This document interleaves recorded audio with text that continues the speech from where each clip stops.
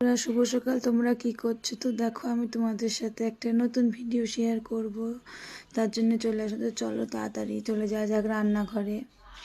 তো দেখো, আমি রান্নাঘরে চলে আসলাম। এসে এখানে লাউ, আলু কুটা আছে আর লাউয়ের চুচা ভাজা। হয়তো তোমরা জিজ্ঞাসা করবে এই চুচা ভাজাটা কি। এটা হলো লাউটাকে মোটা মোটা করে কেটে, ছালটাকে কেটে ওটাকে আলু ভাজার মতো করে কুটতে হয়। ওর সাথে আলু ভাজার মতো করে কুটে ওটাকে ভাজতে হয়, কালো জিরে ফোড়ন তেলে দিয়ে ভাজতে হয়।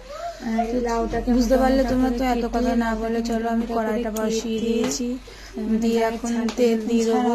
কড়াইটা বসিয়ে তেল দিয়ে দিলাম, দিয়ে এবার বড়িটাকে ভেজে নিলাম। বড়ি ভাজা হয়ে গেল এখন আমি এবার বড়িটাকে তুলে নেবো। তেজপাতা দিয়ে নিলাম, দিয়ে নেড়ে লঙ্কা দিলাম, দিয়ে আলুটাকে দিয়ে দেবো। আলুগুলো দিয়ে দেবো, আলুটা একটু নাড়াচাড়া করে দেবো। আলুটাকে ভেজে নিলাম, এখন লাউগুলোকে দিয়ে দেবো। ঢেলে দিলাম, ঢেলে দিয়ে নাড়াচাড়া করে জল দিয়ে দিলাম, জল ঢেলে দেবো।